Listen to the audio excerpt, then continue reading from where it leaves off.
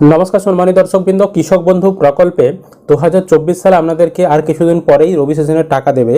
তো রবি সিজনের টাকা পাওয়ার আগে আপনাদেরকে কৃষক বন্ধু প্রকল্পের কেওয়াইসি করতে হবে। বর্তমানে কিন্তু অনেক ব্লক অফিসে বা এডিও অফিসে কিন্তু বা কিষাণ মান্ডিতে এই কাজ শুরু হয়েছে।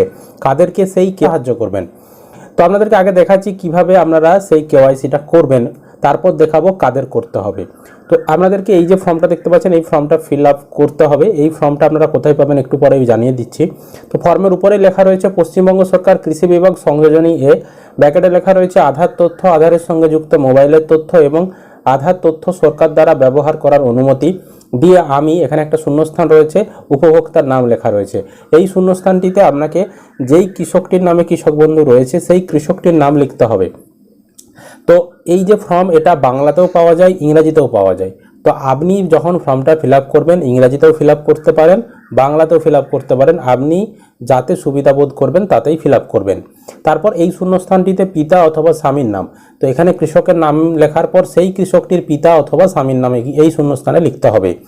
আর এই শূন্যস্থানটিতে তার গ্রামের নাম, এই শূন্যস্থানটিতে তার গ্রাম পঞ্চায়েতের নাম, এই শূন্যস্থানটিতে তার ব্লকের নাম এবং এখানে তার জেলার নামটা লিখতে হবে এই শূন্যস্থানে।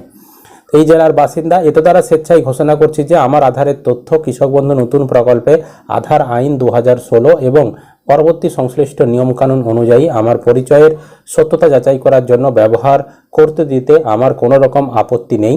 তারপর লেখা রয়েছে আমার কৃষক বন্ধু এবং আধার সংক্রান্ত তথ্য নিচে দেওয়া হলো, দিয়ে আধার নাম্বার। এই যে শূন্যস্থানটি দেখতে পাচ্ছেন ঘর ঘর করা রয়েছে, এই ঘরের ভেতরে ভেতরে আপনার আধার কার্ডের নাম্বারটা লিখে দিতে হবে, অর্থাৎ সেই কৃষকটি লিখে দিতে হবে। আধারের সঙ্গে যুক্ত মোবাইল নাম্বার, আধারে যে মোবাইল নাম্বার লিঙ্ক রয়েছে সেই মোবাইল নাম্বারটি এই ঘরের ভেতরে ভেতরে লিখে দেবেন এবং আপনার ভোটার কার্ডের নাম্বার এই শূন্যস্থানের ভিতরে লিখে দিতে হবে। দিয়ে নিচে ব্র্যাকেটে বলেছে নিজ স্বাক্ষরিত ভোটার কার্ড এবং আধার কার্ডের কপি। এর মানে হচ্ছে এই ফর্মের সঙ্গে আপনাকে আপনার আধার কার্ডের জেরক্স এবং ভোটার কার্ডের জেরক্স জমা করতে হবে এবং জেরক্সে যার ভোটার কার্ড বা যার আধার কার্ড তার সই করতে হবে, মানে জেরক্সের নিচে তাকে একটা সই করতে হবে। তিনি সই করতে না পারলে টিপছাপ দিয়ে দেবেন ভোটার কার্ডের জেরক্সের নিচে, আধার কার্ডের জেরক্সের নিচে। আর উপভোক্তার স্বাক্ষর, এই শূন্যস্থানটি এখানে দেখতে পাচ্ছেন এই উপরে যেই কৃষকটির এই কেওয়াইসিটি করা হচ্ছে, যে কৃষকটি আবেদন করছে তার সই করা এই জায়গাটিতে তাকে একটু সই করতে হবে। সই করতে না পারলে টিপছাপ দিয়ে দিবেন। স্থান, আপনার স্থানের নাম লিখে দিবেন, মানে আপনি আপনার গ্রামের নাম লিখে দিবেন, আর তারিখ যেদিন আপনি ফর্ম জমা করবেন সেই দিনের তারিখটা লিখে দেবেন। তো এই ফর্মটা আপনারা কোথায় জমা করবেন? অনেক সময় পঞ্চায়েতে ক্যাম্প করা হয় বা দুয়ারে সরকারে জমা নেওয়া হয়। তো আপনার যেখানে সুবিধা হবে পঞ্চায়েতে পারেন, পঞ্চায়েতে যদি পঞ্চায়েতে ক্যাম্প করা হয় তখন দেবেন, আর দুয়ার সরকার যখন হবে তখন দুয়ার সরকার দিতে পারেন, অথবা আপনারা বছরের যে কোনো সময়ে আপনাদের নিকটবর্তী যে কৃষি অফিস রয়েছে এডিএ অফিস, তো সেই অফিসে গিয়েও কিন্তু আপনারা জমা করতে পারেন। আর এই ফর্মটা কোথায় পাবেন? আপনারা এই ফর্মটাও কিন্তু কৃষি অফিস থেকেই পেয়ে যাবেন। কৃষি অফিস থেকেই ফর্ম নেবেন, আপনারা যতটা পারবেন চেষ্টা করবেন সেখান থেকে ফর্ম নেওয়ার। জেরক্স ফর্ম অ্যাভয়েড করার চেষ্টা করবেন, যতটা পারবেন সেখান থেকে ফর্ম নিয়ে পূরণ করার চেষ্টা করবেন। এবার কথা হচ্ছে এই যে ফর্মটি, এটি কাদেরকে ফিল আপ করতে হবে, সবাইকে কি ফিল আপ করতে হবে সেই বিষয়টা একটু বোঝাচ্ছি। দেখুন, সবার প্রথম আপনি যে কোনো ব্রাউজারে পাবেন, গুগলে চলে আসবেন, গুগলে এসে সার্চ করবেন কৃষক বন্ধু। কৃষক বন্ধু লিখে গুগলে সার্চ করলেই প্রথমেই চলে আসবে কৃষক বন্ধু .net নামে একটা ওয়েবসাইট, আর কৃষক বন্ধু লেখা রয়েছে, এখানে আপনি ক্লিক করবেন। ক্লিক করার পর আপনার সামনে কৃষক বন্ধুর মেন ওয়েবসাইট কৃষক বন্ধু .net খুলে গেছে। এবার পেজটা নিচের দিকে স্ক্রল করলে এখানে দেখতে পাবেন 2 নম্বরে রয়েছে নথিভুক্ত কৃষকের তথ্য বলে একটি অপশন।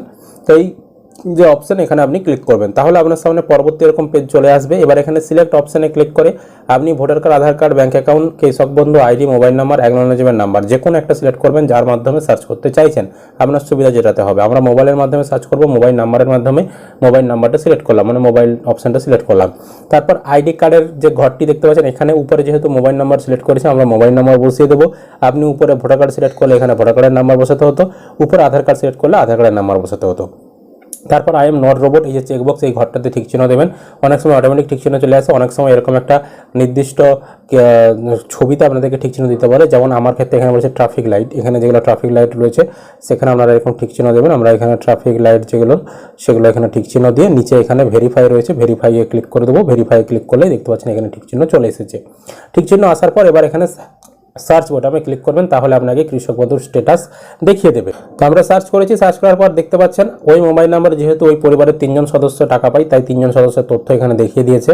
তো এখানে একেডি আইডি, কেবি আইডি, ভোটার কার্ড, আধার কার্ডের নাম্বার, ফার্মারের নাম মানে কৃষকের নাম, জেলার নাম, ব্লকের নাম, গ্রাম পঞ্চায়েত, গ্রামের নাম, কতটা জমি যুক্ত রয়েছে, স্ট্যাটাস কী রয়েছে, ট্রানজ্যাকশন স্ট্যাটাস কী রয়েছে, সব কিছু কিন্তু এখানে দেখিয়ে দিয়েছে। এবার দেখুন এখানে একটা তথ্য আমাদেরকে দেখাচ্ছি।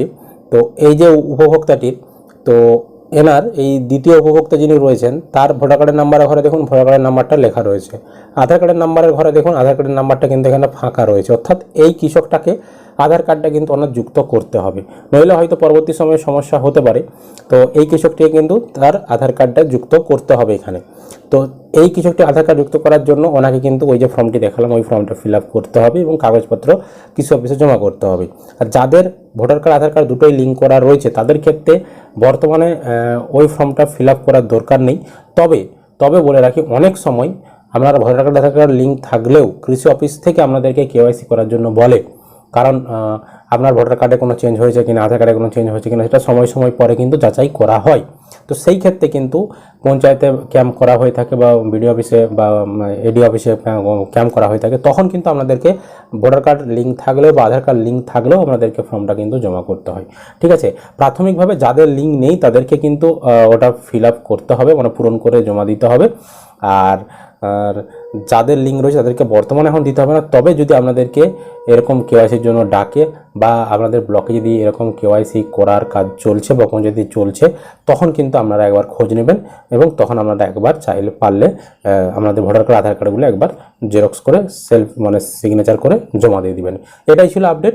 আশা করি আপনারা ভিডিওটা বুঝতে পেরেছেন। ভিডিও ভালো লাগলে লাইক করতে ভুলবেন না, আর বন্ধুদেরকে ভিডিওটি শেয়ার করে তাদেরকেও কিন্তু খবরটি জানতে সাহায্য করবেন।